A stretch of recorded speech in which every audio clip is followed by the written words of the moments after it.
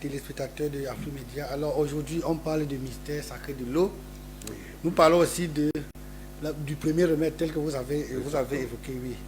Donc, vous savez, il y a certains plaintes. Je ne me sens pas bien. Alors que vous dormez chaque jour avec le remède.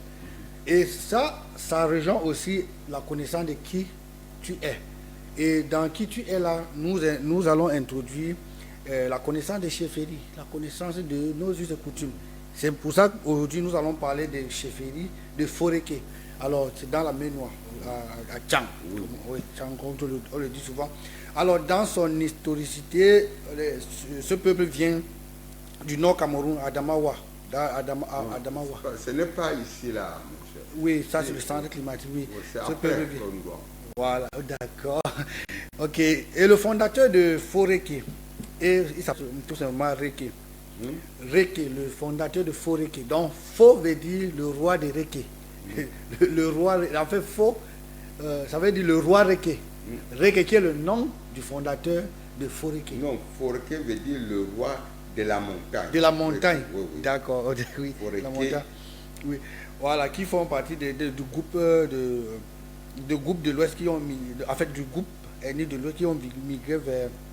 Ils ont migré vers l'Ouest au XVIIe siècle. Du groupe qui a migré vers l'Ouest au XIXe siècle, XVIIe et XVIIIe siècle. Voilà, autant pour moi. La cause des migrations, c'est la recherche des terres fertiles. Alors, c'était les grands cultivateurs.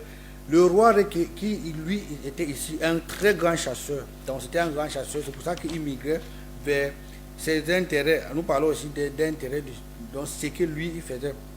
Donc, il n'a pas trouvé donc Foréké vide. Il a trouvé Foréké, c'était habité. Mais, tout comme bon Bantou, il a utilisé la diplomatie, c'est-à-dire mariage, et aussi signé certains pactes de non-violence avec les autres, comme photo. Comme photo, oui, justement, ce pacte de non-violence. Alors, l'histoire de la création de Foréké, dans l'installation, donc il s'installe à la colline. Pourquoi la colline? La colline, c'est un endroit stratégique pour la guerre, parce que vous savez, chaque roi pensait d'abord à la protection de son peuple. Et ici, la protection passe toujours par la guerre. Vous ne pouvez pas être un bon protecteur sans être un bon guerrier. Donc, c'est pour ça qu'il s'installe au niveau de la colline. Au niveau de l'organisation, il est structuré comme la chefferie Bantou. En fait, c'est la chefferie Bamileke est structurée. Donc, il y a le fond qui est entouré des notables. Donc, dans son expansion toujours, le royaume s'agrandit par la migration de sa population vers certains villages. Vous savez, à la recherche, lorsqu'il s'installe, il y a certains villages, mais la conquête se fait par la migration de certaines populations qui migrent vers les villages périphériques. Alors il s'installe et c'est comme ça que Foréké s'est agrandi. La croyance, au niveau de leur croyance sacrée, ils gardent l'alliance avec les ancêtres. Donc, lors de la demande aux ancêtres, il y a des sacrifices dans les hôtels. Ici, nous parlons de hôtels A-U-T-L, donc hôtel. Il y a des sacrifices. Les lieux sacrés. Voilà, les lieux sacrés. Ici, lorsque les sacrifices sont faits, si il n'y a pas de maladie cette année et il y a bonne récolte, ça veut dire que le sacrifice est accepté. Sinon, c'est refusé. Et là, on doit vérifier pourquoi le sacrifice a été refusé. Bon, ici, au-dessus, au niveau de terre, il faut, bon, peut-être à travers cette émission, les gens vont comprendre. Le roi, on ne vend pas les terres, on distribue les terres. Pourquoi ne pas vendre? Vous savez, chaque terre a un endroit précis pour faire certains prélèvements, pour certains rituels. Bon, lorsque vous prenez une partie de terre, vous vendez.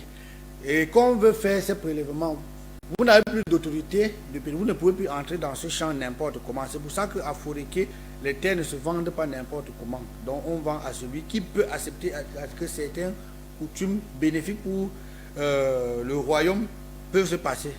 Bon, on a la langue, ils ont gardé leur langue en fait, pour transmettre à des générations en génération. Vous avez aussi les lakam qui fonctionnent normalement comme tout pays bamileke avec le passage de 9 jours dans le lakam lorsqu'on veut introduire le roi.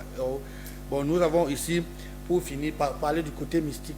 Donc, le côté mystique, nous allons parler des interdits, des animaux qui sont interdits aux femmes et aux hommes. Alors, d'une part, les femmes d'abord. Une femme qui vit, une femme foréké est interdite de manger le bouc. Le bouc castré. Le bouc castré. Oui, le bouc castré. Une femme de Foréké est interdit de manger le coq qui chante déjà. Donc, interdit pourquoi? Pour le bouc. Le bouc, c'est un symbole en fait, le bouc est féroce, c'est un guerrier. C'est symbole. Donc, lorsque une femme conserve, une femme Foréké consomme ces aliments-là, elle va se retrouver en train de se comporter comme un homme. Et là, nous ne reconnaissons pas. Ici, nous parlons en bon bantou, nous ne reconnaissons pas les femmes qui se comportent comme des guerriers. En femme, là, tu es un homme. Ça veut dire que vous êtes deux hommes dans la maison. Donc là, c'est pour les hommes. Maintenant, pour les femmes, oui, pour le coq. Maintenant, pour les hommes, qu'est-ce que les hommes ne doivent pas manger? L'homme ne doit pas manger la poule qui pond déjà. Une poule qui ne pond pas encore, oui. Mais, lorsque la poule pond déjà, c'est interdit.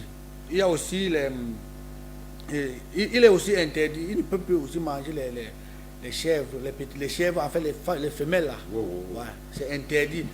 Mais c'est encore plus compliqué pour les initiés. Un initié ne peut pas, un initié de Foréké ne doit pas manger ni poule, ni chèvre femelle. Parce que ça descend son autorité en tant qu'homme.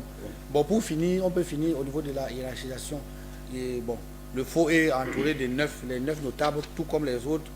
Et la deuxième personnalité, ici, attention, ça va ici, la deuxième personnalité, c'est la reine-mère.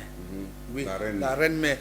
Parce que la reine-mère peut contredire même l'autorité du roi s'il prend une décision, peut-être qu'il va aller à l'encontre de la tradition. Donc il y a aussi les 9 qui s'en suivent, il y a les 100 qui sont les chefs du quartier, il y a l'État qui sont les chefs de famille qui véhiculent, qui sont chargés de transmettre la tradition, comme on l'a dit la dernière fois, à leur génération. Bon, il y a le Ngong, je vais finir par là, société qui gère les rites le Ngong, qui gère les rites et purification. Et on va pas finir sans dire bonsoir alors au docteur Djoumessi. Le docteur Djoumessi Wamba 3, qui est le chef supérieur de... Bon, moi, le terme de chef supérieur ne nous intéresse pas, qui est son Altesse Royale. Voilà, son Altesse Royale. Il est son Altesse Royale de Foréké. Merci. Je vous remercie.